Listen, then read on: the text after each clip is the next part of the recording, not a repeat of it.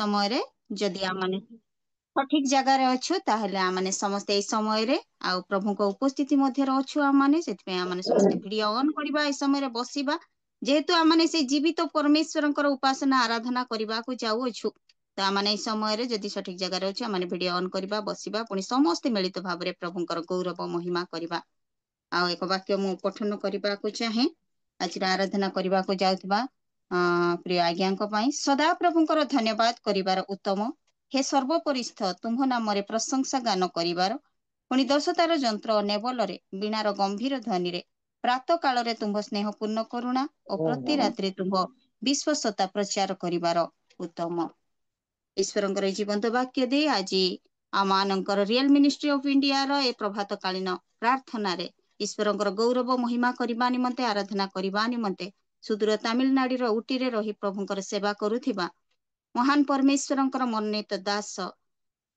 Reverent Robert Jacob आज्ञा को मैं समय रे रियल मिनिस्ट्री ऑफ इंडिया तरफ स्वागत करे आसंतु गोटे उच्च करताल दे आमने आज्ञा को सम्मुख को स्वागत करबा आराधना करबा नि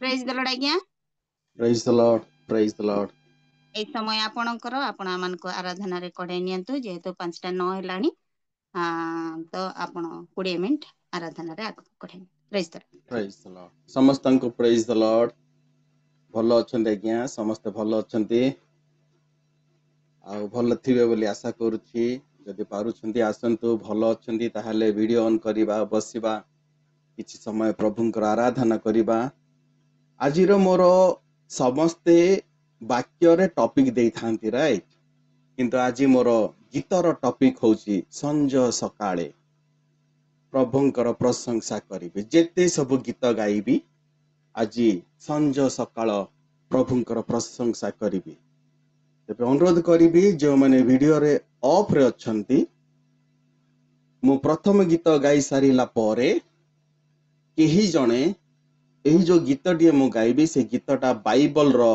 केउ अंशर निया जाइछि दया करे मते जणेबे किंतु वीडियो रे जे माने ऑफ अछंती केवल से माने ही कहिबे आसंतु प्रथम गीत गाइबा प्रभुंकर धन्यवाद करिबा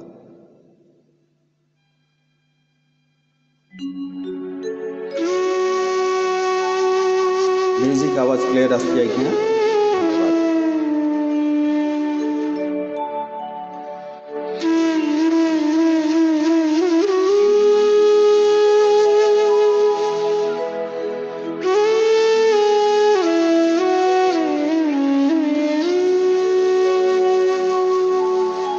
संज सकाळे तुमरी नामे मु गाइबी प्रभु भजिबी बाइबल रो केउ अंशर निया जायछि खोजी बाहर कर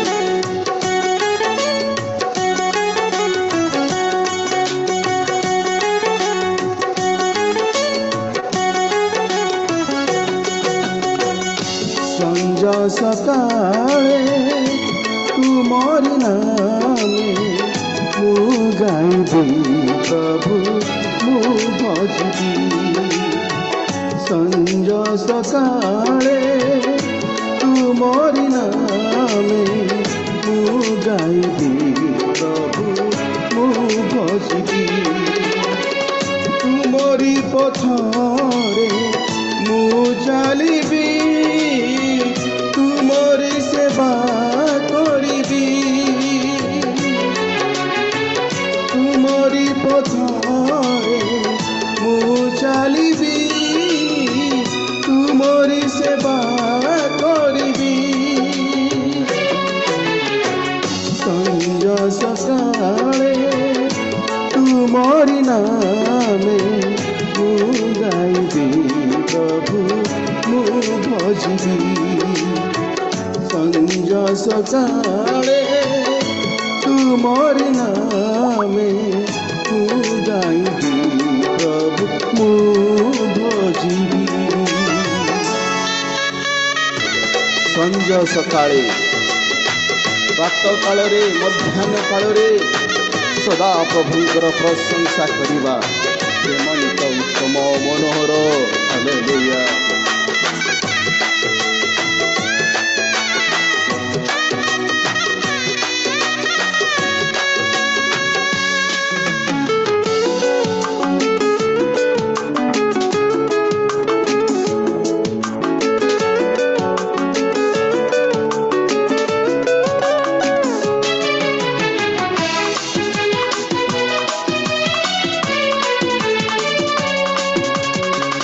तुम नामे धन जन केही नामे परित्राण अछि प्रभु अनंत जीवन। तुम नामे धन जन सेही नामे परित्राण अछि प्रभु अनंत जीवन। सेही नामे मोर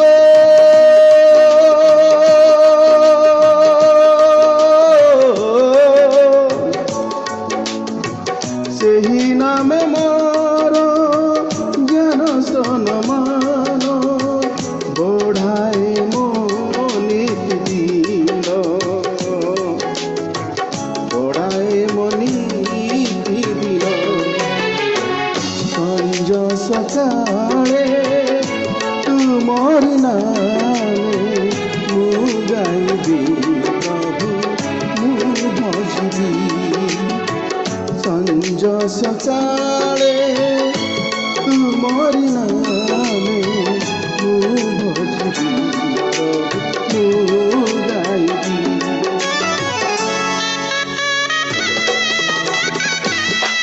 ସମସ୍ତେ ତାଳି ମାରି ପ୍ରଭୁଙ୍କର ପ୍ରଶଂସା କରିବା।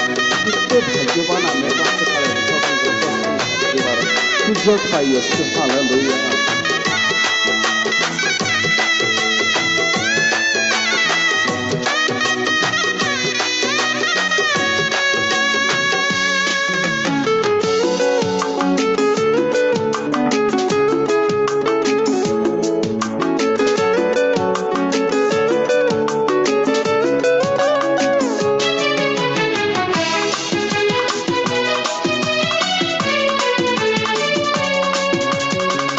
आहे प्रभु दुख हारी सुन नीति मो गुहारी कर प्रभु संकट पारी। आहे प्रभु दुख हारी सुन नीति मो गुहारी कर प्रभु संकट पारी। तुमे ही मोहर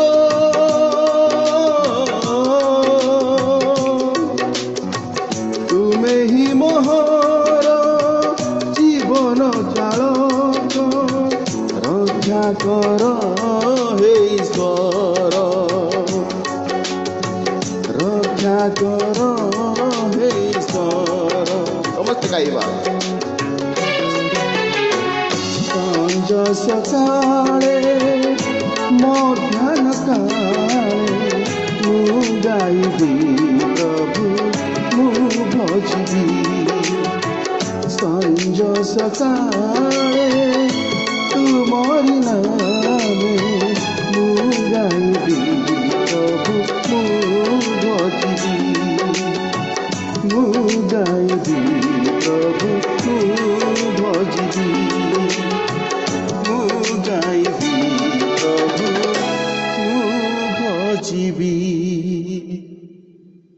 ଯଦି କି ପାଇଲେ କହିପାରିବେ କି? ଯେଉଁମାନେ ଭିଡ଼ିଓରେ ଅଛନ୍ତି ସେମାନେ ଯଦି ପାଇଲେ କହିପାରିବେ?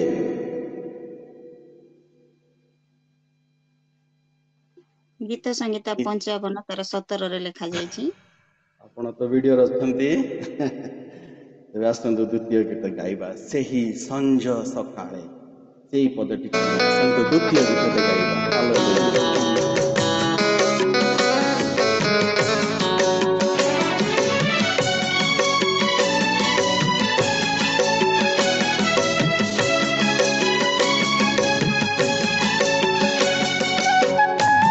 Praise the Lord, hallelujah.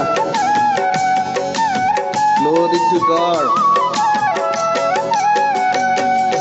যিশু তোমাকে হৃদয়ে রাখিবি, মন প্রাণ দেই পূজা করিবি।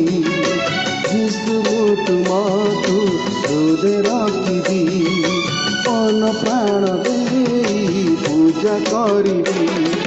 সঞ্জ সকাଳେ মু ମଧ୍ୟାହ୍ନ କାଳେ, ସଞ୍ଜ ସକାଳେ ମୁ ମଧ୍ୟାହ୍ନ କାଳେ ତୁମରି ନାମ ଭଜୁଥିବି। ଯୀଶୁ ମୁଁ ତୁମକୁ ହୃଦୟରେ ରଖିବି, ମନ ପ୍ରାଣ ଦେଇ ପୂଜା କରିବି। ମୁଁ ତୁମକୁ ହୃଦୟରେ ରଖିବି, ମନ ପ୍ରାଣ ଦେଇ ପୂଜା କରିବି। ସଦା ପ୍ରଭୁଙ୍କର ସଦ୍ଭକ୍ତ ମାନେ ତାହାଙ୍କ ଉଦ୍ଦେଶ୍ୟରେ ପ୍ରଶଂସା ଗାନ କର, ତାହାଙ୍କର ପବିତ୍ର ନାମର ଧନ୍ୟବାଦ କର। ଏଥିପାଇଁ ମୋର ପ୍ରାଣ ତୁମର ପ୍ରଶଂସା ଗାନ କରିବ, ନୀରବ ନହିବ। ହାଲେଲୁୟା।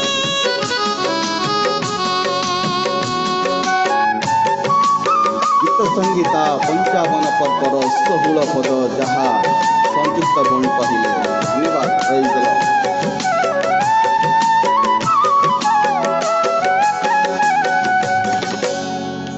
ତୁମ ପ୍ରେମ ମୁଁ କରିବି, ତୁମ ଗୁଣ ମୁଁ ଗାଇବି, ତୁମ ସେବା ମୁଁ କରିବି, ତୁମ ଆଜ୍ଞା ମୁଁ ମାନିବି। ଓ ତୁମ ପ୍ରେମ ମୁଁ କରିବି, ତୁମ ଗୁଣ ମୁଁ ଗାଇବି, ତୁମ ସେବା ମୁଁ କରିବି, ତୁମ ଆଜ୍ଞା ମୁଁ ମାନିବି। ପ୍ରାତ କାଳରେ ଦିବା ରଜନୀରେ, ପ୍ରାତ କାଳରେ ଦିବା ରଜନୀରେ ପ୍ରାର୍ଥନାରେ ଜାଗି ରହିବି। ତୁମକୁ ହୃଦୟରେ ରଖିବି, ମନ ପ୍ରାଣ ଦେଇ ପୂଜା କରିବି। ଯୀଶୁ ମୁଁ ତୁମକୁ ହୃଦୟରେ ରଖିବି, ମନ ପ୍ରାଣ ଦେଇ ପୂଜା କରିବି। हे सदा प्रभुଙ୍କ ଉଦ୍ଦେଶ୍ୟରେ ନୂତନ ଗୀତ ଗାନ କର, ସମୁଦାୟ ପୃଥିବୀରେ ସଦା ପ୍ରଭୁଙ୍କ ପ୍ରଶଂସା ଗାନ କର। ଗୀତ ସଂଗୀତା 96 ପଦର 12 ପଦ। ହାଲେଲୁୟା।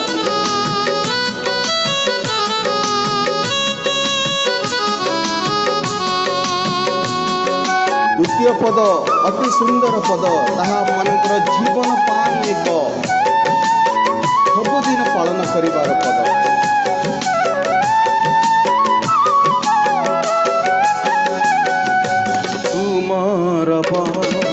ମୁଁ ଶୁଣିବି, ତୁମ ବାକ୍ୟ ମୁଁ ପଢ଼ିବି, ତୁମ ପଛେ ମୁଁ ଚାଲିବି, ତୁମ ବିଧି ମୁଁ ଶିଖିବି।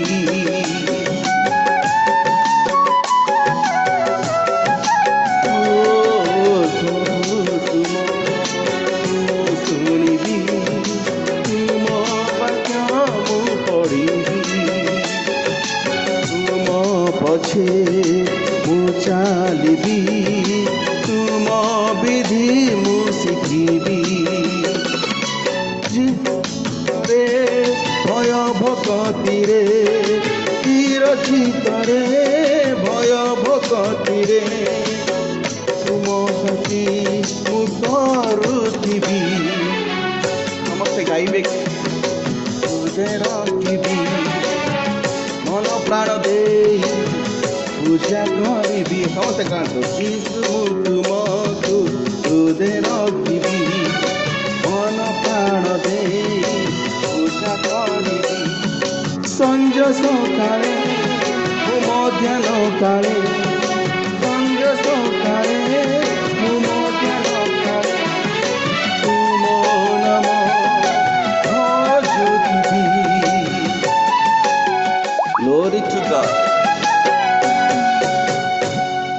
संज सकाळे मध्याह्न काल रे प्रभुंकर आपके प्रशंसा आधार करबा कार्ड अति में आपका सुंदर विषय आ गोटे गीत गाई शेष करी यह अति सुंदर गीत अति पुराना गीत एवं मोर गोटे बहुत प्रिय गीत मु बहुत भल पाए ये गीत आसत ये गीतटे गाई शेष गीत प्रभु प्रशंसा कर अति सुंदर म्यूजिक अति सुंदर लेखा एवं अति सुंदर संज सकाळे आज गीतर आराधनार टॉपिक है संज सकाळे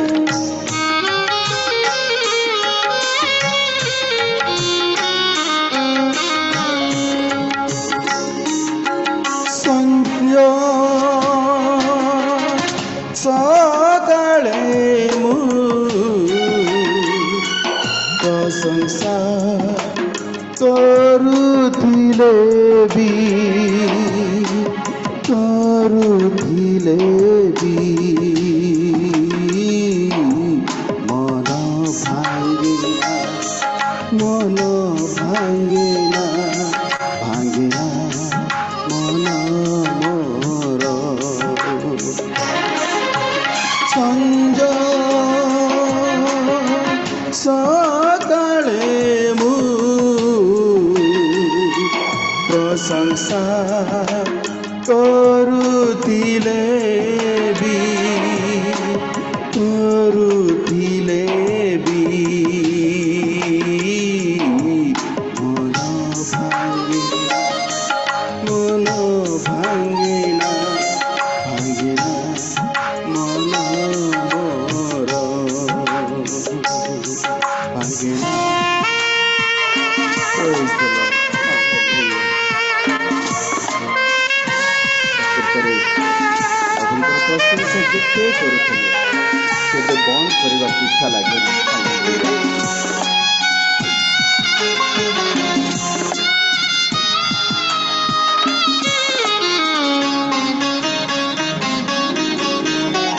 आहे प्रिय प्रभु कर अधिष्ठान क्रुषित हृदय ढाଳି प्रेम तुम प्रेम गुणे होई दीप्तिमान जळुथिबि सदा चिरदीन करिबि प्रभु भक्ति भजन करिबि प्रभु भक्ति भजन तृषित मम मन प्रभु बिताइबि प्राण बिताइबि प्राण बिताइबि प्राण मोर संज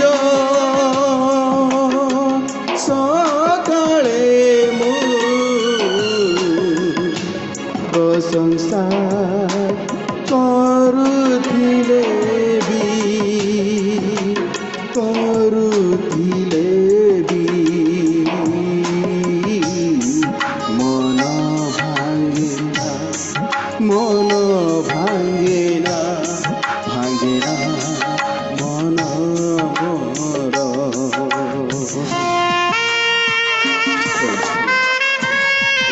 मधुर गीत अति सुंदर गीत आपने मनरे मनरे गाँव प्रशंसा हालेलुया शेष पदटी गाइबा समस्त मिल जाए सुंदर पद तुमे त्राणकारी अनंत सीम क्रोधरे धीर दयावान तुमे दीन बंधु जगतर सिंधु स्वगाधे से तुम सिंहासन तुमरी महिमा अतुलनीय तुमरी महिमा अतुलनीय तुमे अट चिरस्थायी सत्य सनातन सत्य सनातन सत्य सनातन କନ ମୋର ସଞ୍ଜ ସକାଳେ ମୁଁ ପ୍ରଶଂସା କରୁଥିଲେ ବି କରୁଥିଲେ ବି ମନ ଭାଙ୍ଗେନା ମନ ଭାଙ୍ଗେନା ଭାଙ୍ଗେନା ମନ ମୋର ସଞ୍ଜ ସକାଳେ ମୁଁ ପ୍ରଶଂସା କରୁଥିଲେ ବି କରୁଥିଲେ ବି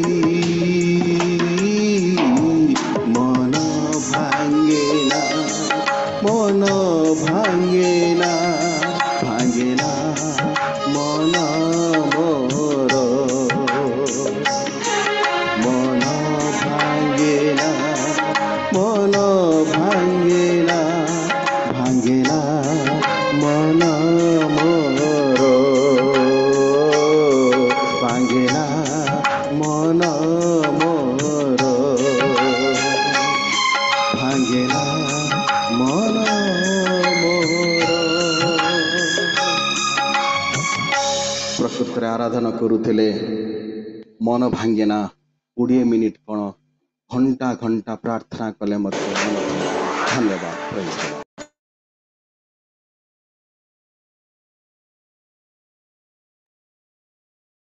ଧନ୍ୟବାଦ ଆଜ୍ଞା, ବହୁତ ବହୁତ ଧନ୍ୟବାଦ।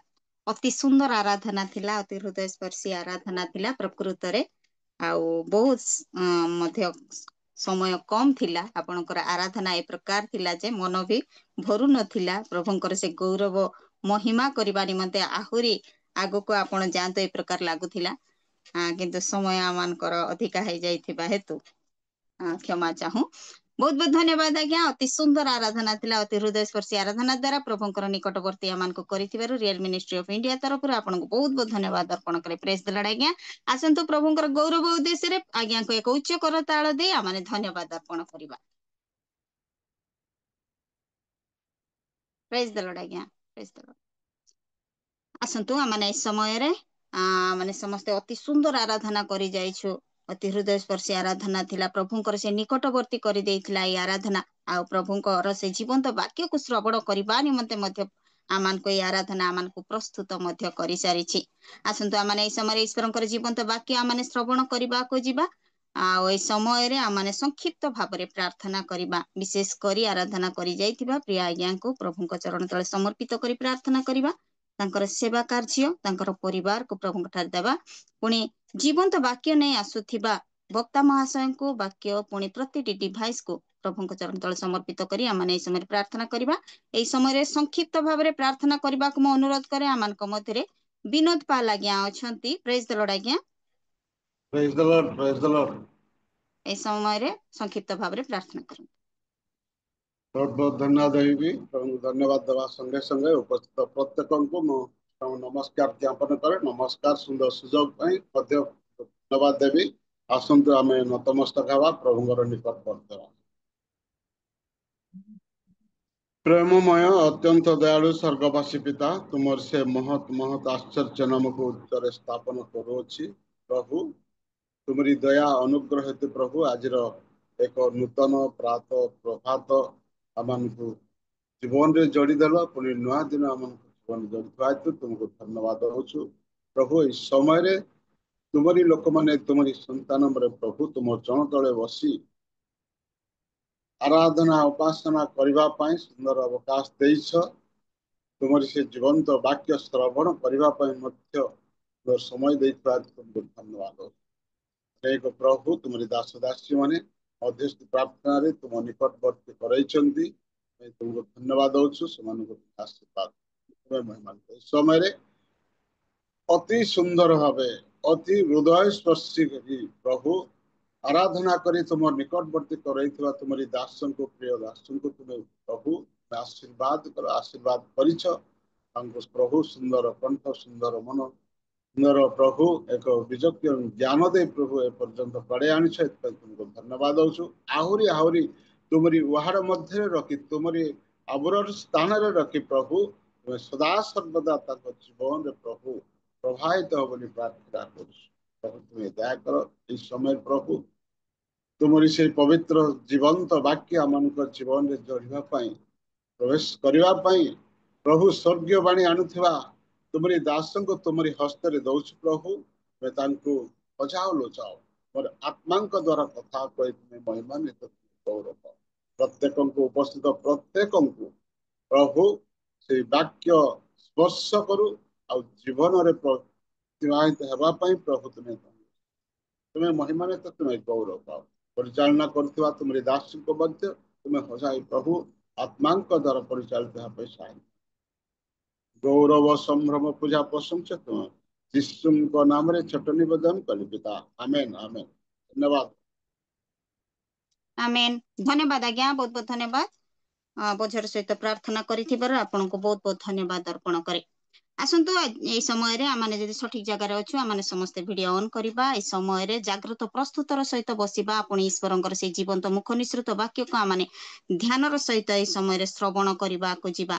ଆଜି ଆମମାନଙ୍କର ରିଏଲ ମିନିଷ୍ଟ୍ରି ଅଫ ଇଣ୍ଡିଆର ଏ ପ୍ରାତଃକାଳୀନ ସଭାରେ ସୁଦୂର ୟୁଏସଏ ରୁ ଆଉ ମହାନ ପରମେଶ୍ୱରଙ୍କର ମନୋନୀତ ଦାସ ଆମମାନଙ୍କ ସହିତ ଜଡିତ ହୋଇ ଅଛନ୍ତି ଡକ୍ଟର ଆକାଶ ସୂର୍ଯ୍ୟ ଆଜ୍ଞା। ଆଉ ତାଙ୍କ ପାଇଁ ମୁଁ ଗୋଟେ ବାକ୍ୟ ପଠନ କରିବାକୁ ଚାହେଁ। ସେ ଉତ୍ତମ ବସ୍ତୁରେ ତୁମର ମୁଖ ତୃପ୍ତ କରନ୍ତି, ତହୁ ଉତ୍କୃଷ୍ଟ ପକ୍ଷୀ ନ୍ୟାୟ ତୁମର ନୂତନ ଯୌବନ ହୁଏ। ଈଶ୍ୱରଙ୍କର ଏଇ ଜୀବନ୍ତ ବାକ୍ୟ ଦେଇ ମୁଁ ଡକ୍ଟର ଆକାଶ ସୂର୍ଯ୍ୟ ଆଜ୍ଞାଙ୍କୁ ମୁଁ ପ୍ରଭୁ ଯୀଶୁ ଖ୍ରୀଷ୍ଟଙ୍କ ମଧୁମୟ ନାମରେ ରିଏଲ ମିନିଷ୍ଟ୍ରି ଅଫ ଇଣ୍ଡିଆ ତରଫରୁ ଏ ପ୍ରଭାତ କାଳୀନ ସଭାରେ ସ୍ୱାଗତ କରେ। ଆସନ୍ତୁ ଗୋଟେ ଉଚ୍ଚ କରତାଳ ଦେଇ ଆମମାନେ ଆଜ୍ଞାଙ୍କୁ ଆମମାନେ ସ୍ୱାଗତ କରିବା। ପ୍ରେଜ ଦ ଲର୍ଡ ଆଜ୍ଞା। এই ସମୟ ଆପଣଙ୍କର, ଆପଣ ଆମମାନଙ୍କ ଈଶ୍ୱରଙ୍କର ଜୀବନ୍ତ ବାକ୍ୟ ଦେଇ ଆଗକୁ କଢେଇ ନେବା ହେବେ। 5:35 ହେଇଛି, ଆପଣ ଠିକ 6ଟା ପର୍ଯ୍ୟନ୍ତ ଆପଣଙ୍କର ସମୟ ରହିବ। ପ୍ରେଜ ଦ ଲର୍ଡ। ପ୍ରେଜ ଦ ଲର୍ଡ। ସର୍ବପ୍ରଥମେ ଆମମାନଙ୍କର ପ୍ରତିପାଳକ ଈଶ୍ୱରଙ୍କର ପବିତ୍ର ନାମ ଧନ୍ୟ ହେଉ, କାରଣ ସେ ଆମମାନଙ୍କୁ ନୂଆ ଦିନ ଦେଇଅଛନ୍ତି, ନୂଆ ଜୀବନ ଦେଇଅଛନ୍ତି। ସେଥିପାଇଁ ତାଙ୍କର ବହୁମୂଲ୍ୟ ପବିତ୍ର ନାମ ଧନ୍ୟ ହେଉ। ତତ୍ସଙ୍ଗେ ଆମ ହୋଷ୍ଟ ଆଜ୍ଞାଙ୍କୁ ମଧ୍ୟ ମୁଁ ଧନ୍ୟବାଦ ଦିଏ, କାରଣ ମୋ ଯୋଗ୍ୟ ଦିନହୀନଙ୍କୁ ସ୍ମରଣ କଲେ ପ୍ରଭୁଙ୍କର ବାକ୍ୟରୁ କିଛି ଶିଖିବା ପାଇଁ ସେ ସୁନ୍ଦର ସୁଯୋଗ ଦେଇଥିବାରୁ ତାହାଙ୍କ ପ୍ରତି ମଧ୍ୟ ମୁଁ ଧନ୍ୟବାଦ କୃତଜ୍ଞତା ରହେ। ଉପସ୍ଥିତ ପ୍ରତ୍ୟେକ ପ୍ରଭୁଙ୍କର ଦାସ ଦାସୀ ମାନଙ୍କୁ ପ୍ରଭୁ ଯୀଶୁ ଖ୍ରୀଷ୍ଟଙ୍କ ନାମରେ ମୋର ଭକ୍ତିପୂର୍ଣ୍ଣ ନମସ୍କାର, ପ୍ରତ୍ୟେକଙ୍କୁ ନମସ୍କାର। ଆସନ୍ତୁ ଆମମାନେ ବାକ୍ୟକୁ ଯିବା। ପ୍ରଥମ ସାମୁଏଲ ତାର 4 ପର୍ବର 1ରୁ 11 ପର୍ଯ୍ୟନ୍ତ ଆମମାନେ ଦେଖିବା। ପ୍ରଥମ ସାମୁଏଲ ତାର 4 ପର୍ବର ଚାପ୍ଟର 4 ଭର୍ସ 1 to 11। ପ୍ରଥମେ ପଢିଦେବେ 1ରୁ 4 ପର୍ଯ୍ୟନ୍ତ। ପ୍ରଥମ ସାମୁଏଲ ତାର 4ର 1ରୁ 4 ପର୍ଯ୍ୟନ୍ତ ପ୍ରଥମେ ପଢିଦେବେ। ସାମୁଏଲଙ୍କ କଥା ସମସ୍ତ ଇସ୍ରାଏଲ ମଧ୍ୟରେ ପ୍ରଚଳିତ ହେଲା। ଅନନ୍ତର ଇସ୍ରାଏଲ ପଲେଷ୍ଟୀୟ ମାନଙ୍କ ବିରୁଦ୍ଧରେ ଯୁଦ୍ଧ କରିବାକୁ ବାହାରି ଏବନେଜର ନିକଟରେ ଛାଉଣି ସ୍ଥାପନ କଲେ ଓ ପଲେଷ୍ଟୀୟ ମାନେ ଆଫେକରେ ଛାଉଣି ସ୍ଥାପନ କଲେ। ତହୁ ପଲେଷ୍ଟୀୟ ମାନେ ଇସ୍ରାଏଲ ବିରୁଦ୍ଧରେ ଆପଣାମାନଙ୍କୁ ସଜାଇଲେ। ପୁଣି ସେମାନେ ଯୁଦ୍ଧରେ ଲାଗନ୍ତେ ଇସ୍ରାଏଲ ପଲେଷ୍ଟୀୟ ମାନଙ୍କ ସମ୍ମୁଖରେ ପରାଜିତ ହେଲେ ଓ ସେମାନେ ସେହି ଯୁଦ୍ଧକ୍ଷେତ୍ରସ୍ଥ ସୈନ୍ୟ ମଧ୍ୟରୁ ଉଣାଧିକ 400 ଲୋକ ବଧ କଲେ। ତହୁ ଲୋକମାନେ ଛାଉଣିକି ଆସନ୍ତେ ଇସ୍ରାଏଲର ପ୍ରାଚୀନ ବର୍ଗ କହିଲେ, ସଦାପ୍ରଭୁ ଆଜି ପଲେଷ୍ଟୀୟ ମାନଙ୍କ ସମ୍ମୁଖରେ ଆମ୍ଭମାନଙ୍କୁ କି ହେତୁ ପରାସ୍ତ କଲେ? ଆସ, ଯେପରି ସଦାପ୍ରଭୁଙ୍କ ନିୟମ ସିନ୍ଦୁକ ଆମ୍ଭମାନଙ୍କ ମଧ୍ୟରୁ ଆସି ଆମ୍ଭମାନଙ୍କ ଶତ୍ରୁଗଣ ହସ୍ତରୁ ଆମ୍ଭମାନଙ୍କୁ ରକ୍ଷା କରିବ, ଏଥିପାଇଁ ଆମ୍ଭେମାନେ ଶିଲୋରୁ ତାହା ଆପଣାମାନଙ୍କ ନିକଟକୁ ଆଣୁ। ତହିଁରେ ସେମାନେ ଶିଲୋକୁ ଲୋକ ପଠାଇ କିରୁବ ମାନଙ୍କ ମଧ୍ୟରେ ଅବସ୍ଥିତ ସୈନ୍ୟାଧିପତି ସଦାପ୍ରଭୁ ନିୟମ ସିନ୍ଦୁକ ସେଠାରୁ ଆଣିଲେ। ସେତେବେଳେ ଏଲିଙ୍କର 2 ପୁତ୍ର ହଫନି ଓ ପିନହସ ସେ ସ୍ଥାନରେ ପରମେଶ୍ୱରଙ୍କ ନିୟମ ସିନ୍ଦୁକ ସଙ୍ଗେ ଥିଲେ। ବହୁତ ଧନ୍ୟବାଦ ଭଉଣୀ, ଆପଣ ପଢିଲେ। ଏହାର ବ୍ୟାକଗ୍ରାଉଣ୍ଡ ଆମେ ଦେଖୁଛୁ। ଏହି ସମୟ ଗୋଟେ ଶାସନର ସମୟ, ଅର୍ଥାତ୍ ସାମୁଏଲ ସେ ଜଣେ ଭବିଷ୍ୟତ ବକ୍ତା ବି ଥିଲେ ଏବଂ ଶାସନ ରାଜା ବି ଥିଲେ, ଜଜ୍ କରୁଥିଲେ ଇସ୍ରାଏଲ ପ୍ରଭୁଙ୍କର ଲୋକମାନଙ୍କ ମଧ୍ୟରେ। ସେହି ସମୟରେ ଆମେ ଦେଖୁଛୁ ତାହାଙ୍କର ଦୁଇ ପୁତ୍ର, ସେମାନେ ପରମେଶ୍ୱରଙ୍କର ମନ୍ଦିରରେ ସେବା କାର୍ଯ୍ୟ କରୁଛନ୍ତି ଯାଜକ ଭାବରେ। ଏହି ସମୟରେ ପରମେଶ୍ୱର ସାମୁଏଲଙ୍କୁ ପ୍ରସ୍ତୁତ କରୁଛନ୍ତି। ଏଲିଓ ସେ ଜଣେ ଯାଜକ ଏବଂ ରାଜତ୍ୱ ଭାବରେ କାମ କରୁଥିଲେ। ସିଏ ଲେଖା ଅଛି, ସେ ଏଲି ବୃଦ୍ଧ ହେଲେ ତାହାର ଚକ୍ଷୁ ଛାଉଣି ପଡୁଥିଲା, ଧୀରେ ଧୀରେ ସେ ଅନ୍ଧ ହେବାକୁ ଲାଗିଲା। ସେହି ସମୟରେ ପରମେଶ୍ୱର ସାମୁଏଲକୁ ମନୋନୀତ କରୁଛନ୍ତି ଭବିଷ୍ୟତ ବକ୍ତା ଭାବରେ ଏବଂ ପରମେଶ୍ୱରଙ୍କର ଲୋକ ଉପରେ ରାଜତ୍ୱ କରିବା ପାଇଁ। ଏହି ଯୋଉ ପୃଷ୍ଠଭୂମି ଆମେ କିଛି ଦେଖୁଛୁ ଏ ସ୍ଥାନରେ। ଦେଖୁ ଦେଖୁ ଆମେ ଦେଖୁଛୁ ଏଲି ଯେ ଜଣେ ଭକ୍ତ ଦାସ ଥିଲେ, ପ୍ରଭୁ ଭୟ ଲୋକ ଥିଲେ, ପରମେଶ୍ୱରଙ୍କର ମନୋନୀତ ଯାଜକ ଏବଂ ସେ ଭବିଷ୍ୟତ ବକ୍ତା ଭାବରେ କାମ କରୁଥିଲେ। ତାହାଙ୍କର ଦୁଇ ପୁତ୍ରର ପିନିୟସ୍ ହଫନିଙ୍କର ଦୁଷ୍କର୍ମ କାର୍ଯ୍ୟ ଆମମାନେ ଜାଣୁ। ମନ୍ଦିରରେ ପ୍ରଭୁଙ୍କର ଉପାସନାଲୟରେ କି ପ୍ରକାର କାର୍ଯ୍ୟ ହେବା କଥା ସେହି କାର୍ଯ୍ୟ ସେମାନେ କରୁନାହାନ୍ତି। ସେମାନଙ୍କର ଯେଉଁ ପବିତ୍ର ଦାୟିତ୍ୱ ସେମାନଙ୍କୁ ଦିଆଯାଇଥିଲା ସେମାନେ ତାହା କରୁନାହାନ୍ତି। ସେମାନେ ପବିତ୍ର ମନ୍ଦିରକୁ ଅପବିତ୍ର କରୁଛନ୍ତି ବିଭିନ୍ନ ପ୍ରକାର ଦୁଷ୍କର୍ମ କାର୍ଯ୍ୟ କରି। ଏହା ହେଉଛି ଇସ୍ରାଏଲର ଲୋକମାନଙ୍କର ବିଶେଷ କରି ପରିଚୟ, ଅଧିକାଂଶ ଲୋକମାନଙ୍କର। କାରଣ ଏହି ଯାଜକ ମାନେ ଅପବିତ୍ରତା ଜୀବନ କାଟୁଥିଲେ, ସେହି ସମୟରେ ଇସ୍ରାଏଲର ଅନେକ ଲୋକମାନେ ମଧ୍ୟ ପ୍ରଭୁଙ୍କ ଠାରୁ ଦୂରେଇ ଥିଲେ ଏବଂ ଆଶୋରତ କହିକି ମୂର୍ତ୍ତି ମଧ୍ୟ ରଖିଥିଲେ। ସେମାନଙ୍କର ଘରେ ଘରେ ମୂର୍ତ୍ତି ପୂଜା କରୁଥିଲେ।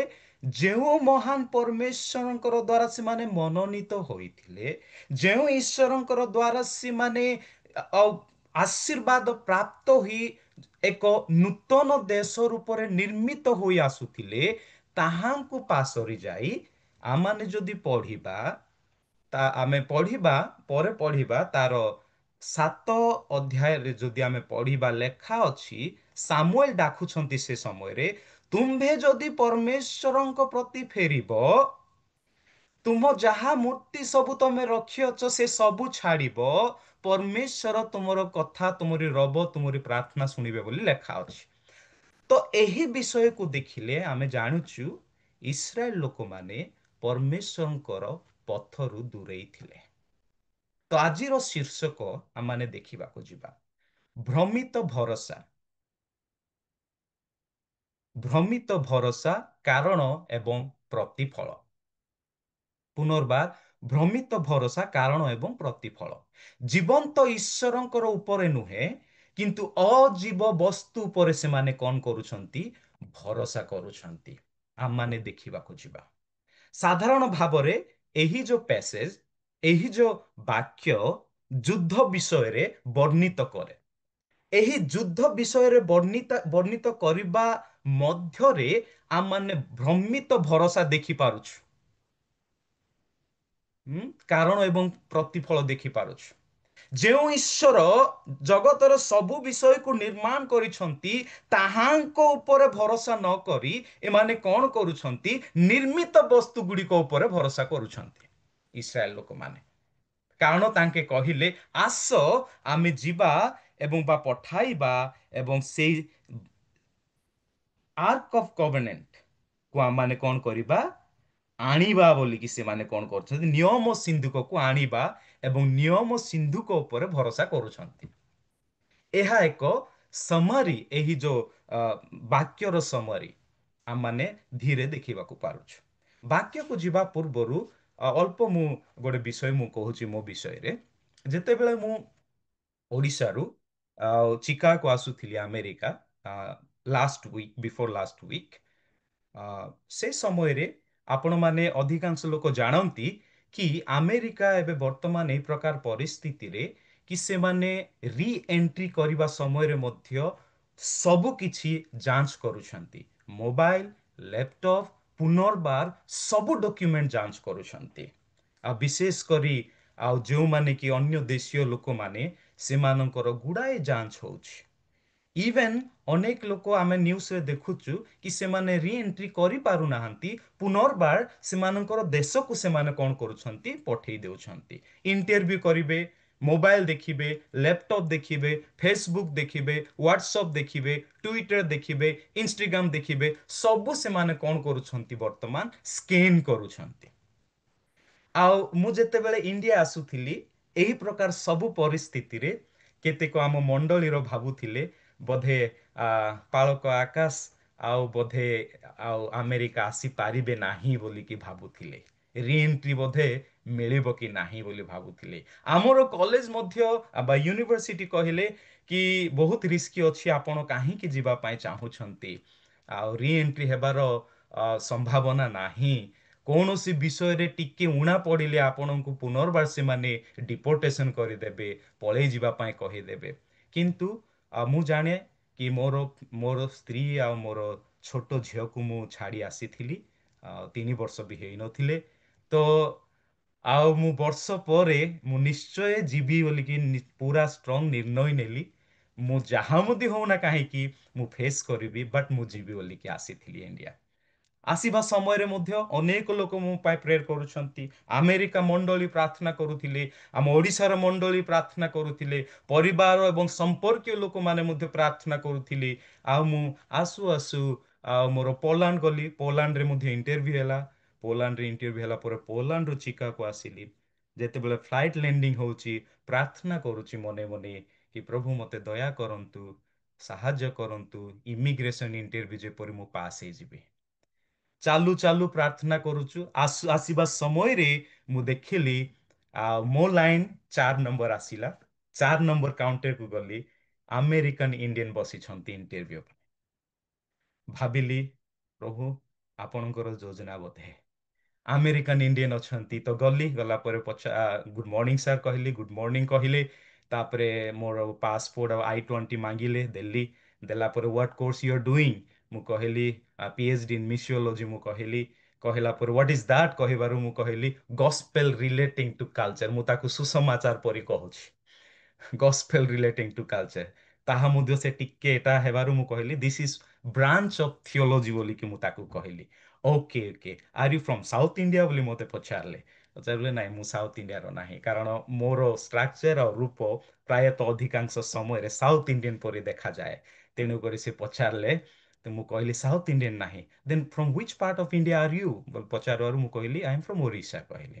ଓଡ଼ିଶାର ମୁଁ, ଆଉ ଓ ଓଡ଼ିଶାର, ଆଉ ମାନେ କାର୍ଟ ଫେଷ୍ଟିଭାଲ, ରଥଯାତ୍ରା ଚାଲିଛି ଏବେ ନାଇଁ କି ବର୍ତ୍ତମାନ। ତ ମତେ ସେ ରଥଯାତ୍ରା ଉପରେ ପଚାରିଲେ। ସେ ପଚାରିବା କଥା କେତେ ବାଲାନ୍ସ ଅଛି, କଣ କରୁଛୁ, କୋଉଠି ରହୁଛୁ, ଆଉ କଣ କାମ କରୁଛୁ କି ନାଇଁ, କି କେତେ କୋର୍ସ ହେଲାଣି, କୋଉ ଇୟରରେ ଏବେ ଅଛୁ, ଏ ସବୁ ବିଷୟ ପଚାରିବା ଅପେକ୍ଷା ରଥଯାତ୍ରା ବିଷୟରେ ପଚାରିଲେ। ରଥଯାତ୍ରା ବିଷୟରେ ପଚାରିଲେ, ଏକ୍ସପ୍ଲେନ କଲି, ତାପରେ କହିଲେ all the best, do well. ମୋ ମନ ଆଉ ପୁରା ଖୁସି। ବାସ୍ ସେତିକିରେ ପ୍ରଭୁ ମତେ ରିଏଣ୍ଟ୍ରି ଦେଲେ। Amazingly God heard my prayer and prayers of his saints. ତାହାଙ୍କର ଲୋକମାନଙ୍କର ପ୍ରାର୍ଥନା ଶୁଣି ପ୍ରଭୁ ଅନୁଗ୍ରହ ଦେଖି ମତେ ରିଏଣ୍ଟ୍ରି ପାଇଁ ସାହାଯ୍ୟ କଲେ। ମୁଁ କହିବାର କାରଣ ହଉଛି, ଯାହା କିଛି ହଉନା କାହିଁକି ପରମେଶ୍ୱରଙ୍କର ଉପରେ ଯଦି ଆମେ ଭରସା ରଖିବା, ଆଶ୍ଚର୍ଯ୍ୟ କାର୍ଯ୍ୟ ବିଷୟ ବସ୍ତୁ ଦେଖିବା, ବିପଦରେ ମଧ୍ୟ ସଙ୍କଟରେ ମଧ୍ୟ ଆମେ ଦେଖିବାକୁ ପାରିବା। ତ ଭ୍ରମିତ ଭରସା ଆମେ ଦେଖୁଛୁ। 3ଟା ପଏଣ୍ଟ ମୁଁ କହିବା ପାଇଁ ଚାହେଁ। ପ୍ରଥମ ପଏଣ୍ଟ ହେଲା, ପରିଚୟ ଥିବା ସତ୍ତ୍ୱେ କାହିଁକି ପରାଜୟ। 1ରୁ 4 ଆମେ ପଢିଲୁ, ପରିଚୟ ଥିବା ସତ୍ତ୍ୱେ କାହିଁକି ପରାଜୟ। ଆମେ ଜାଣୁ ଇସ୍ରାଏଲ ଦେଶ ଗୋଟେ ମନୋନୀତ ଦେଶ, ପରମେଶ୍ୱରଙ୍କର ନିୟମରେ ପରମେଶ୍ୱରଙ୍କର ଆଶୀର୍ବାଦର ପ୍ରମିସରେ ସେମାନେ ବାନ୍ଧି ହୋଇ ରହିବା ଲୋକମାନେ। ଅନ୍ୟ ଦେଶୀୟ ମାନଙ୍କ ଠାରୁ ସେମାନଙ୍କୁ ପବିତ୍ରକରଣ କରି ପରମେଶ୍ୱର ସେମାନଙ୍କୁ ପବିତ୍ରକରଣ କରି ଭିନ୍ନ ଭାବରେ ମନୋନୀତ କଲେ କି ସେମାନେ ତାହାଙ୍କର ଲୋକ ବୋଲି ଖ୍ୟାତ ହେବେ, ତାହାଙ୍କର ମନୋନୀତ ଲୋକମାନେ ବୋଲି ଖ୍ୟାତ ହେବେ, ତାହାଙ୍କର ଆଶୀର୍ବାଦର ପ୍ରମିସରେ ପ୍ରତିଜ୍ଞାରେ ପରିପୂର୍ଣ୍ଣ ଲୋକମାନେ ବୋଲି ପରିଚୟ ହେବେ ଏବଂ ସେମାନେ ତାହାଙ୍କର ସେଇ ଯୋଉ ପୁରୁଷ ଅନୁକ୍ରମେ ଆସିବାର ଆଶୀର୍ବାଦ ଏବଂ ସ୍ୱର୍ଗୀୟ ରାଜ୍ୟର ସେମାନେ ଲୋକମାନେ ହେବେ ବୋଲି ସେମାନେ ପ୍ରଭୁ ସେମାନଙ୍କୁ ମନୋନୀତ କରିଥିଲେ। ସେମାନଙ୍କର ପରିଚୟ ଏହା। ତେଣୁ ସୈନ୍ୟାଧିପତି ସଦାପ୍ରଭୁ ସବୁବେଳେ ସେମାନଙ୍କର ସଙ୍ଗେ ସଙ୍ଗେ ରହିଥିଲେ। ସେମାନଙ୍କର ସବୁ ବିଷୟରେ ଦୁଃଖ କଷ୍ଟ ସବୁ ବିଷୟରେ ସେମାନଙ୍କର ସଙ୍ଗେ ସଙ୍ଗେ ରହୁଥିଲେ। ସେମାନଙ୍କୁ କଥା କହୁଥିଲେ, ରାଜା ଉପରେ ରାଜା ସେମାନଙ୍କୁ ଦେଉଥିଲେ, ଭବିଷ୍ୟତ ବକ୍ତା ଉପରେ ଭବିଷ୍ୟତ ବକ୍ତା ସେମାନଙ୍କୁ ଦେଉଥିଲେ। ଆଶ୍ଚର୍ଯ୍ୟ କାର୍ଯ୍ୟ କରି ସେମାନଙ୍କୁ ଅନେକ ଦେଶ ମାନଙ୍କ ଠାରୁ ଯୁଦ୍ଧରେ ସେମାନଙ୍କୁ ସଫଳତା ଦେଲେ। ଆଶ୍ଚର୍ଯ୍ୟ ଭାବରେ ଅକାଳ ସମୟରେ ସେମାନଙ୍କୁ ଆହାର ଯୋଗାଇଲେ। କଷ୍ଟ ଦୁଃଖ ସମୟରେ ସେମାନଙ୍କର ଲୁହକୁ ପୋଛି ଦେଲେ। ଅନ୍ୟ ଦେଶୀୟ ମାନଙ୍କର ଦ୍ୱାରା ବନ୍ଦୀରେ ଥିବା ସମୟରେ ସେମାନଙ୍କୁ ରକ୍ଷା କଲେ। ଅନେକ ସବୁ ବିଷୟ ହେବା ସତ୍ତ୍ୱେ ଏଇ ସ୍ଥାନରେ ମଧ୍ୟ ଆମେ ଦେଖୁଛୁ ସେମାନେ ସାମୁଏଲ କୁ ଭବିଷ୍ୟତ ବକ୍ତା ରୂପେ ଗ୍ରହଣ କରୁନାହାନ୍ତି, ନିଜ ନିଜ ଇଚ୍ଛାରେ କାମ କରୁଛନ୍ତି। ଯୁଦ୍ଧକୁ ଯିବା ପୂର୍ବରୁ ପଚାରିବାର ଥିଲା କି ଆପଣ ପ୍ରାର୍ଥନା କରନ୍ତୁ ଆମମାନେ ଯୁଦ୍ଧକୁ ଯିବୁ କି ନାହିଁ। ଏହା ହଉଛି ଗୋଟିଏ କୌଣସି ଦେଶର ଲୋକମାନେ ଯୁଦ୍ଧକୁ ଗଲେ ମଧ୍ୟ ସେହି ଯୁଗରେ ସେହି ସମୟରେ ପଚାରିଥାନ୍ତି। They inquired to the priest. ସେମାନେ ଅନ୍ୟ ଜାତୀୟ ପଣ୍ଡିତ ମାନଙ୍କୁ ମଧ୍ୟ ପଚାରିଥାନ୍ତି, ଆଷ୍ଟ୍ରୋଲୋଜି ମାନଙ୍କୁ ମଧ୍ୟ ପଚାରିଥାନ୍ତି। ସେହି ସମୟର ରୀତି ରିବାଜ ଏହି ପ୍ରକାର ଥିଲା। ସେମାନେ ଅନେକ ଯୋଉ ଧାର୍ମିକ ବିଷୟ ସବୁରେ ବିଶ୍ୱାସ କରୁଥିଲେ, ତେଣୁ ସେମାନେ ପଚାରନ୍ତି, ଏନକ୍ୱାରି କରନ୍ତି ଏବଂ ଯୁଦ୍ଧକୁ ଯାଆନ୍ତି। ଯେମିତିକି ଆଜି ଆମମାନେ ଯୁଦ୍ଧକୁ ଗଲେ ସିବିଆଇ ଯେଉଁମାନେ ବଡ଼ ବଡ଼ ଅଫିସର ମାନଙ୍କୁ ପ୍ରଥମେ ପଚାରି ଯାଆନ୍ତି କି ପ୍ରକାର କଲେ ହବ, ଏ ସମୟ ଭଲ କି ନୁହେଁ, ଆଉ କେଉଁ ସ୍ଥାନରୁ ଗଲେ କଣ ହବ, ସବୁ ଏବେ ଯେମିତି ପଚାରିଥାନ୍ତି ସେହି ପ୍ରକାର ଭାବରେ ସେଇ ଯୁଗରେ ମଧ୍ୟ ସେମାନେ ଆର୍ମିକୁ ପଚାରିବା ସତ୍ତ୍ୱେ ପଣ୍ଡିତ ମାନଙ୍କୁ ମଧ୍ୟ ପଚାରିଥାନ୍ତି। ଏହି ଯୋଉ ଯାଜକ ମାନେ ତ ଅପବିତ୍ରତା ଜୀବନ କାଟୁଛନ୍ତି। ଏଲି ତ ବୃଦ୍ଧ ହୋଇ ପଡିଗଲେ, ଆଉ ସେ ବୁଢା ବ୍ୟକ୍ତିକୁ କଣ ପଚାରିବା ତାହା ସେମାନେ ବିଶ୍ୱାସ କରୁନାହାନ୍ତି। ଆମ ଭାଷାରେ ଖାମଖିଆଲ ଭାବରେ ସେମାନେ ନେଉଛନ୍ତି। ଏବଂ ସାମୁଏଲ ଯୋଉ ବାଲ୍ୟ ମାନେ ସେ ଯୁବା, ବହୁତ ଛୋଟ ଯୁବା, ଲେଖା ଅଛି ଏକରେ, ଆଉ ସାମୁଏଲ କଥା ସମସ୍ତ ଇସ୍ରାଏଲ ମଧ୍ୟରେ ପ୍ରଚଳିତ ହେଲା। ଏହାର ଅର୍ଥ ହଉଛି, ଅନେକ ପଣ୍ଡିତ ମାନେ କହନ୍ତି କି ସାମୁଏଲ ଭବିଷ୍ୟତ ବକ୍ତା ଏବଂ ରାଜତ୍ୱ ଭାବରେ ଗ୍ରହଣୀୟ ହେଲେ, ତଥାପି ଇସ୍ରାଏଲ ଲୋକମାନେ ଶୁଣିଲେ ନାହିଁ।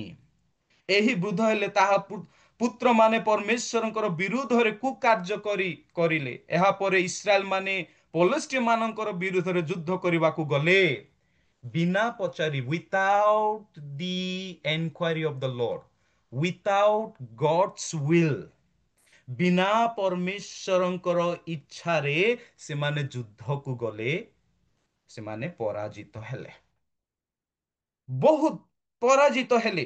ସେମାନେ ଏବେନେଜର ନିକଟରେ ଛାଉଣି ସ୍ଥାପନ କଲେ ଏବଂ ପଲିଷ୍ଟିୟ ମାନଙ୍କର ଅଫ୍ରେଙ୍କର ଛାଉଣି ସ୍ଥାପନ କଲେ। ଏହାପରେ ପଲିଷ୍ଟିୟ ମାନେ ଯୁଦ୍ଧ କଲେ, ଆଉ ଇସ୍ରାଏଲ ଲୋକମାନଙ୍କର 4000 ସୈନ୍ୟ ଯୁଦ୍ଧରେ ପ୍ରାଣ ହରାଇଲେ। ବିନା ପରମେଶ୍ୱରଙ୍କର ଅନୁମତିରେ ଯାଇ ପ୍ରାଣ ହରାଇଲେ, ଯୁଦ୍ଧରେ ହାରିଲେ। ଦ୍ୱିତୀୟ ବିଷୟ ଆମେ ଦେଖୁଛୁ। ତାପରେ ସେମାନେ ଲୋକମାନଙ୍କୁ ତାପରେ ଲେଖା ଅଛି, ଏହି ସେମାନେ ଯେତେବେଳେ ଫେରିଲେ, ଆସ ଆମ୍ଭେମାନେ ତାପରେ ଇସ୍ରାଏଲ ସୈନ୍ୟଗଣ ଛାଉଣି ନିକଟକୁ ଫେରି ଆସିଲେ। ତାପରେ ପ୍ରାଚୀନ ଗଣ ପଚାରିଲେ, ସଦାପ୍ରଭୁ କାହିଁକି ଇସ୍ରାଏଲ ଲୋକମାନଙ୍କୁ ପଲିଷ୍ଟିୟ ମାନଙ୍କର ଦ୍ୱାରା ପରାସ୍ତ କଲେ? ସଠିକ ପ୍ରଶ୍ନ, ଯଥାର୍ଥ ନୁହେଁ, ସଠିକ ପ୍ରଶ୍ନ। ଯଥାର୍ଥ କାହିଁକି ନାହିଁ? କାରଣ ସେମାନେ ନିଜକୁ ନିଜ ପଚାରିବା ଥିଲା, ପ୍ରାଚୀନ ବର୍ଗ ମଧ୍ୟ ଭ୍ରଷ୍ଟରେ ଅଛନ୍ତି। ସେମାନେ କାହିଁକି ସଦାପ୍ରଭୁ ପରାଜୟ କଲେ ବୋଲି ସେମାନେ ପଚାରୁଛନ୍ତି। ନିଜେ ପଚାରିବାର ଥିଲା କି କାହିଁକି ଆମେ ପରାଜୟ ହେଲୁ। କିନ୍ତୁ ପ୍ରଶ୍ନ ତ ଠିକ ଅଛି 50%, ବା କିନ୍ତୁ ନିଜେ ସମୀକ୍ଷା ନ କରି ସେମାନେ କହୁଛନ୍ତି ପରମେଶ୍ୱର କାହିଁକି ପରାଜୟ କଲେ। ଏହି ଯୋଉ ପ୍ରକାର ସେମାନଙ୍କର ଜୀବନ ଥିଲା, କାରଣ ପ୍ରାଚୀନ ବର୍ଗ, ଏହି ଯୋଉ ପ୍ରିଷ୍ଟ ସମସ୍ତେ, ଏ ସମସ୍ତେ କଣ ଈଶ୍ୱରଙ୍କ ଠାରୁ ଦୂର ହୋଇ ସେମାନେ ମୂର୍ତ୍ତି ପୂଜା କରୁଥିଲେ, ମୂର୍ତ୍ତିକୁ ଘରେ ରଖିଥିଲେ।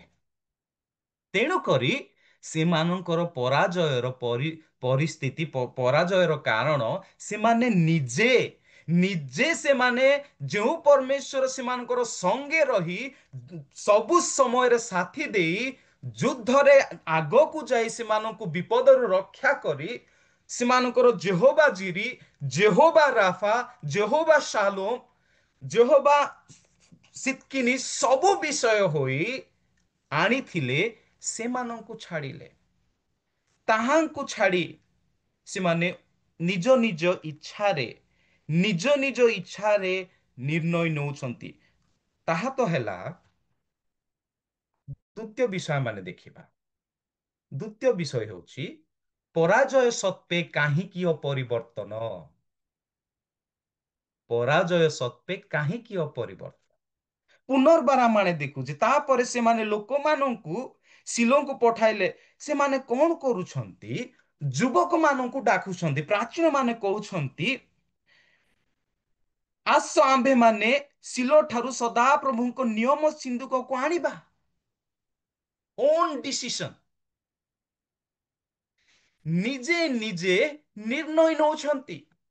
ବାକ୍ୟ ସବୁବେଳେ କହେ କି ଯେଉଁ ସଦାପ୍ରଭୁଙ୍କୁ ଡାକେ, ସଦାପ୍ରଭୁଙ୍କ ଠାରୁ ଭରସା ରଖିବା ପାଇଁ, ପ୍ରାପ୍ତ ହେବା ପାଇଁ ସେ ଚାହେଁ, ସବୁବେଳେ ସଦାପ୍ରଭୁ ସେମାନଙ୍କ ଆଗରେ ଯାଇଥିଲେ।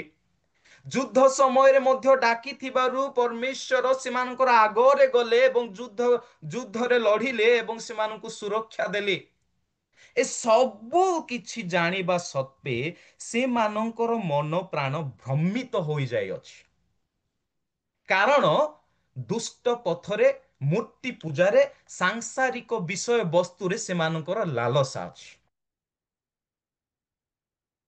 ସେମାନେ ନିଜେ ନିର୍ଣ୍ଣୟ ନେଲେ। ଏବେ ମଧ୍ୟ ପରିବର୍ତ୍ତନ ହୋଇ ସେମାନେ ସାମୁଏଲକୁ କହିବା କଥା, ସାମୁଏଲ, ଆମେ ଭୁଲ କରିଅଛୁ। ଆମେ ପରମେଶ୍ୱରଙ୍କର ଇଚ୍ଛାକୁ ଡାକି ନାହୁଁ। ଆମେ ପରମେଶ୍ୱର କଣ ଚାହାନ୍ତି ତାହା ବୁଝିବା ପାଇଁ ଚେଷ୍ଟା କରିନାହୁଁ। କିନ୍ତୁ ନିଜେ ଆମେ ଗଲୁ, ପରାଜୟ ହେଲୁ। ଆମେ ପାପ କରିଅଛୁ। ଆମ ପାଖରେ ଆସୋରେତ ଅଛି, ସେଇ ଯୋଉ ଫିମେଲ ଗଡେସ୍ ଅଛି। କେହି ଜଣେ ପଢିଦେବେ ଆଉ କି ପ୍ରକାର ବିଷୟ ସେମାନଙ୍କର ପାପ କି ପ୍ରକାର ଥିଲା, ଆମମାନେ ଟିକେ ପଢିଦେବା। ସାମୁଏଲ ତାର 7 ଅଧ୍ୟାୟରୁ ଟିକେ ପଢିଦେଲେ ଆମମାନଙ୍କୁ ସ୍ପଷ୍ଟ ରୂପେ ଆମେ ଜାଣିପାରିବା କି ପ୍ରକାର ଭାବର ବିଷୟବସ୍ତୁ ସେମାନଙ୍କ ପାଖରେ ଥିଲା, ତାହା ମାନେ ଦେଖିବାକୁ ପାରୁଛୁ। ଟିକେ ବିଷୟ ମୁଁ ପଢିଦେବି। ଆଉ ପ୍ରଥମ ସାମୁଏଲ 7 ଆମେ ଦେଖିବାକୁ ପାରୁଛୁ ସେମାନେ ଅନେକ ବିଷୟବସ୍ତୁ ଏଠାରେ ଲେଖା ଅଛି। ତାର 7ର then Samuel said, 5ରେ ଲେଖା ଅଛି, then Samuel said, assemble all Israel at Mitzvah.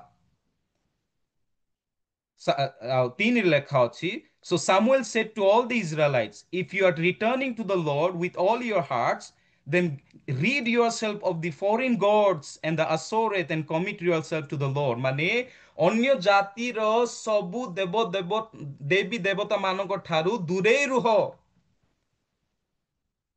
ରଖିଥିଲେ ଅନ୍ୟ ଜାତିର ଆଉ ଗଡ୍ସ ଆଣ୍ଡ ଗଡେସେସ୍ ଦେବ ଦେବତା ମାନଙ୍କୁ ସେମାନେ ନିଜ ଘରେ ରଖିଥିଲେ। ତେଣୁ ଏହି ପ୍ରକାର ପରିସ୍ଥିତି ସେମାନଙ୍କର ଜୀବନରେ ଘଟୁଛି। ନିଜେ ସେମାନେ ନେଲେ ଆଉ ନିଜେ ସେ ନିୟମ ସିନ୍ଧୁକକୁ ଆଣିଲେ। ତାହା ସହିତ ହପ୍ନି ଆଉ ସେ ପିନ୍ହିୟସ୍ ଆସୁଛନ୍ତି।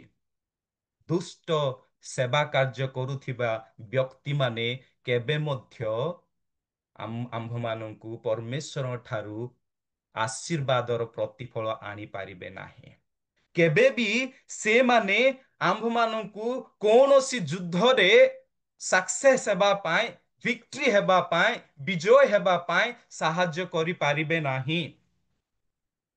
ଅପରିବର୍ତ୍ତିତ ସେବକମାନେ କେବେ ମଧ୍ୟ ମଣ୍ଡଳୀକୁ କିମ୍ବା ସମାଜକୁ କିମ୍ବା ବିଶ୍ୱାସୀ ମାନଙ୍କର ଜୀବନରେ ପ୍ରତିଫଳ ବା ବିଜୟ କେବେ ଆଣି ଦେଇପାରିବେ ନାହିଁ, କାରଣ କ୍ଷତି କାରଣ ହିଁ ହୋଇଥାଏ। କେବେ ମଧ୍ୟ ଆମେ ଭାବିବା ନାହିଁ କି ଛୋଟ ବଡ଼ ଲୋକମାନେ ଆମ୍ଭମାନଙ୍କୁ ପ୍ରଭୁଙ୍କ ଠାରୁ କିଛି ଶିଖେଇବେ ନାହିଁ ବୋଲି ଆମେ ଭାବିବା ନାହିଁ। ଏହି ପ୍ରାଚୀନ ବର୍ଗ ସାମୁଏଲକୁ ତୁଚ୍ଛ ଦେଖିଲା ପରି ତାହାର କଥା ଶୁଣିଲେ ନାହିଁ, ତାହାଙ୍କୁ ଭବିଷ୍ୟତ ବକ୍ତା ବୋଲି ଗ୍ରହଣ କରିଲେ ନାହିଁ। ନିୟମ ସିନ୍ଧୁକ ଉପରେ ଭରସା ରଖୁଛନ୍ତି।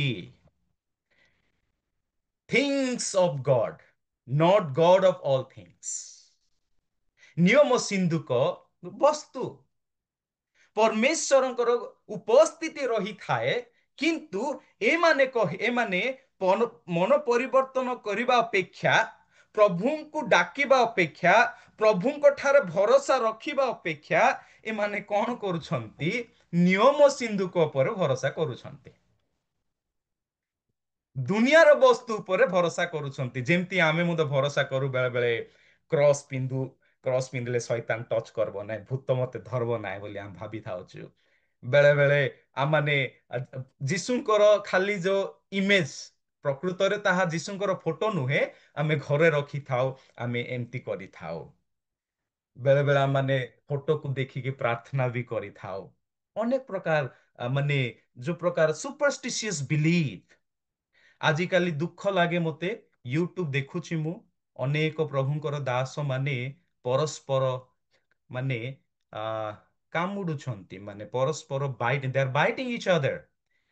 ଯଦି କୌଣସି ପ୍ରଚାରକ ଭୁଲ କହୁଛି, ଆପଣଙ୍କର ବା ମୋର ଯଦି ସେତିକି କ୍ଷମତା ଅଛି, କଲ୍ କରନ୍ତୁ, କଥା ହୁଅନ୍ତୁ, କୁହନ୍ତୁ କି ଆଜ୍ଞା ଆପଣ ଯୋଉ ତେଲ ବିକୁଛନ୍ତି ବୋଧେ ବାକ୍ୟ ଅନୁଯାୟୀ ଠିକ ନୁହେଁ ପରେ ଲାଗୁଛି ସାର୍ ବୋଲିକି କୁହନ୍ତୁ। ଆଉ ଜଣେ କହୁଛି ମୁଁ ABCD ରୁ କ୍ଷ ପର୍ଯ୍ୟନ୍ତ ଭବିଷ୍ୟତବାଣୀ ମୁଁ ଜାଣିଛି। ଆଜି ପର୍ଯ୍ୟନ୍ତ ଦୁନିଆରେ, ପୃଥିବୀରେ ଅନେକ ଡବଲ ଡକ୍ଟର କରିବା ଲୋକ ମଧ୍ୟ ବାଇବଲର ସବୁ ଭବିଷ୍ୟତବାଣୀ ଜାଣି ନାହାନ୍ତି।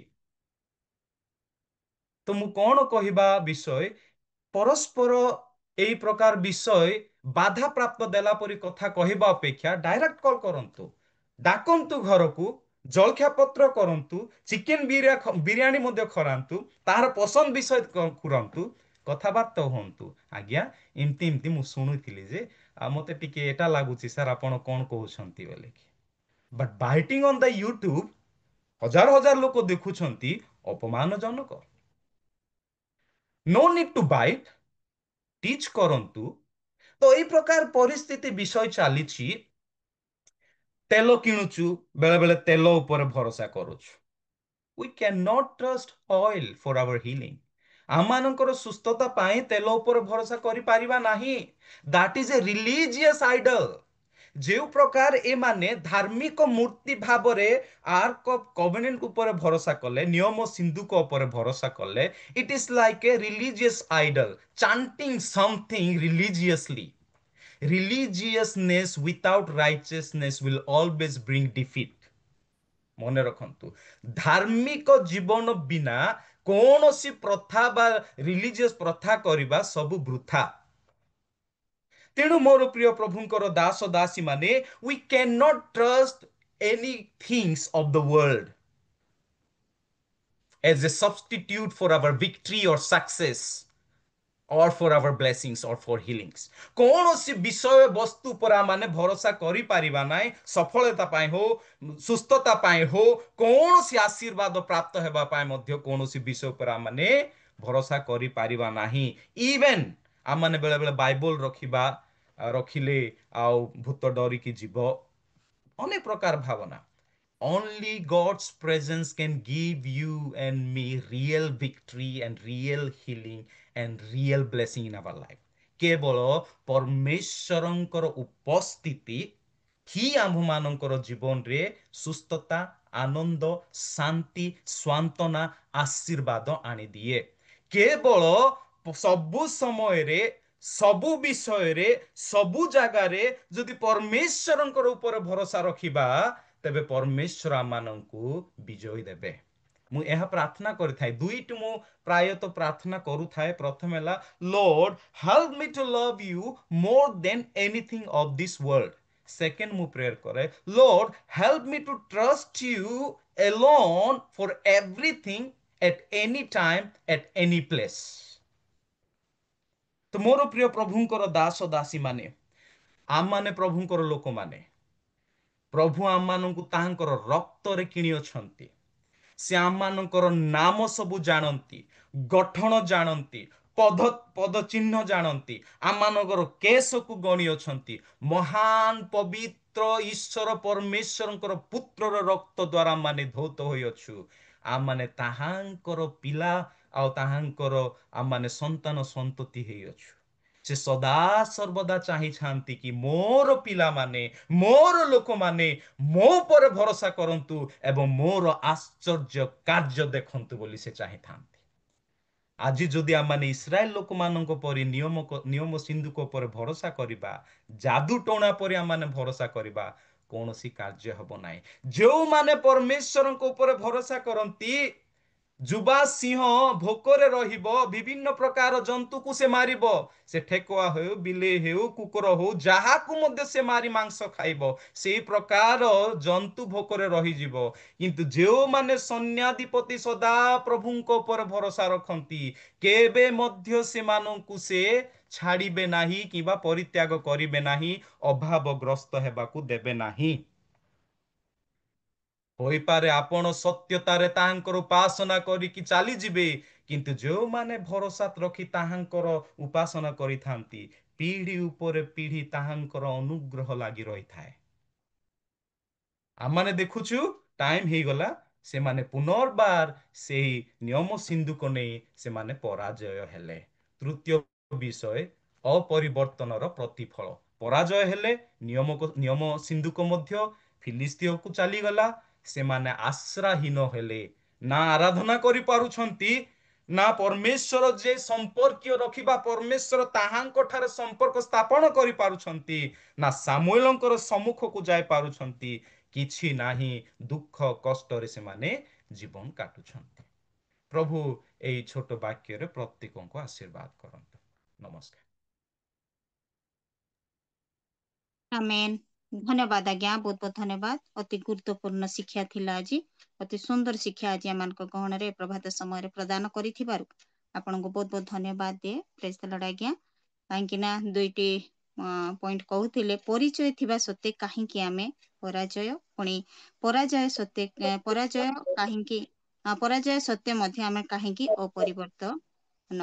ତ ବହୁତ ସୁନ୍ଦର ଶିକ୍ଷା ଥିଲା। ପ୍ରଭୁ ସେମାନଙ୍କ ସହବର୍ତ୍ତୀ ଥିଲେ କିନ୍ତୁ ସେମାନେ ନିୟମ ସିନ୍ଧୁକ ଉପରେ ନିର୍ଭର କରୁଥିଲେ। ଅତି ସୁନ୍ଦର ଶିକ୍ଷା ଆଜି ଆମମାନଙ୍କ ଗହଣରେ ପ୍ରଦାନ କରିଥିବାରୁ ରିଏଲ ମିନିଷ୍ଟ୍ରି ଅଫ ଇଣ୍ଡିଆ ତରଫରୁ ଆପଣଙ୍କୁ ବହୁତ ବହୁତ ଧନ୍ୟବାଦ ଅର୍ପଣ କରି ଆସନ୍ତୁ ଏକ ଉଚ୍ଚ କରତାଳ ଦେଇ ପ୍ରିୟ ଆଜ୍ଞାଙ୍କୁ ଆମେ ଧନ୍ୟବାଦ ଅର୍ପଣ କରିବା। ବହୁତ ବହୁତ ଧନ୍ୟବାଦ ଆଜ୍ଞା। ପ୍ରେଜ୍ ଦ ଲର୍ଡ। ଆସନ୍ତୁ ଆମେ ଏହି ସମୟରେ ପ୍ରାର୍ଥନା କରିବା। ବିଶେଷ କରି ଯୋଉ ବାକ୍ୟ ଆମେ ଶ୍ରବଣ କରିଅଛୁ ସେ ବାକ୍ୟ ଆମମାନଙ୍କ ଜୀବନ ମଧ୍ୟରେ କାର୍ଯ୍ୟକାରୀ ହେବା ନିମନ୍ତେ ପ୍ରାର୍ଥନା କରିବା। ପୁଣି ଆଜିର ବକ୍ତା ମହାଶୟ ତାଙ୍କ ପରିବାର ତାଙ୍କ ସେବା କାର୍ଯ୍ୟ ତାଙ୍କର ପ୍ରତିଟି କାର୍ଯ୍ୟ କ୍ଷେତ୍ରକୁ ପ୍ରଭୁଙ୍କ ଚରଣ ତଳେ ସମର୍ପିତ କରି ଆମେ ପ୍ରାର୍ଥନା